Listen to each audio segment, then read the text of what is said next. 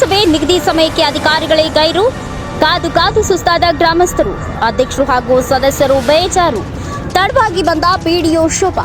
ಹೌದು, ಹುನಗುಂದ ತಾಲೂಕಿನ ರಕ್ಕಸಗಿ ಗ್ರಾಮ ಪಂಚಾಯಿತಿ ಕಚೇರಿಯವರು ನಿನ್ನೆ ಡಂಗುರ ಸಾರಿ ನಾಳೆ ಬೆಳಗ್ಗೆ 11 ಗಂಟೆಗೆ ಗ್ರಾಮ ಸಭೆ ಹಮ್ಮಿಕೊಳ್ಳಲಾಗಿದೆ. ಗ್ರಾಮಸ್ಥರು ರೈತರ ಭವನಕ್ಕೆ ಆಗಮಿಸಲು ಸೂಚಿಸಿದರು. ಇಂದು ಅದೇ ಪ್ರಕಾರ ಅಧ್ಯಕ್ಷರು, ಸದಸ್ಯರು, ಗ್ರಾಮಸ್ಥರು ಬೆಳಗ್ಗೆ 11 ಗಂಟೆಯಿಂದ 12:30ರವರೆಗೆ ಕಾದು ಕಾದು ಸುಸ್ತಾದರು. ನಂತರ ಬಂದ ಪಿಡಿಒ ಅವರು ಕಾರಣಾಂತರಗಳಿಂದ ಸಭೆ ಮುಂದೂಡಲಾಗಿದೆ ಎಂದು ಸಾರ್ವಜನಿಕರಿಗೆ ಸೂಚನೆ ಪತ್ರ ನೀಡಿದ್ದಾರೆ. ಅಧಿಕಾರಿಗಳ ಈ ನಡೆಯಿಂದ ಸಾರ್ವಜನಿಕರು ಗೊಣಗುತ್ತಾ ಮನೆಯತ್ತ ನಡೆದರು.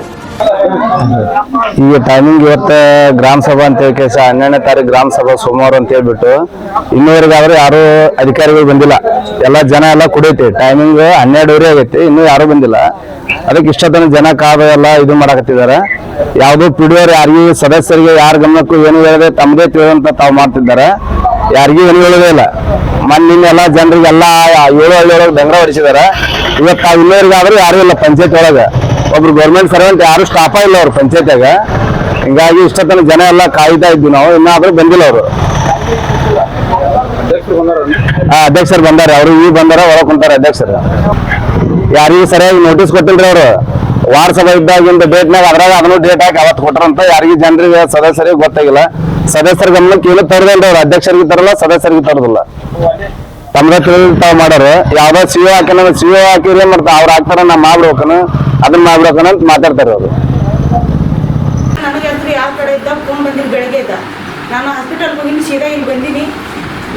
ಅದು ಅವ್ರು ಚಿಲ್ಲಪ್ಪ ಅವ್ರು ಫೋನ್ ಹಚ್ಚಿರಿ, ಎಲ್ಲಿದ್ರಂತ ಸರ್ ಪ್ರೆಸ್ನವರು ಹಚ್ಚಿದ್ರಿ, ಇಲ್ಲ ಅನ್ನಂಗಿಲ್ಲ.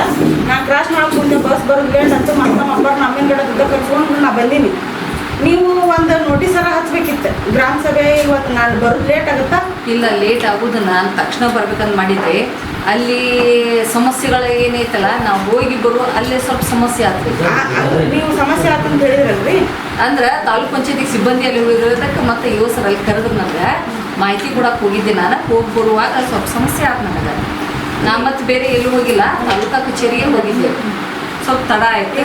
ಮತ್ತೆ ಏನು ಮುಂದೂಡ್ಬೇಕಂತಂದ್ರೆ ಮುಂದೂಡೋದು, ಇಲ್ಲ ಅಂತಂದ್ರೆ ಮಾಡೋಣ ಅಂತಂದ್ರೆ ಮಾಡೋಣ. ಜನರ ಅಭಿಪ್ರಾಯ ತಗೊಳ್ರಿ.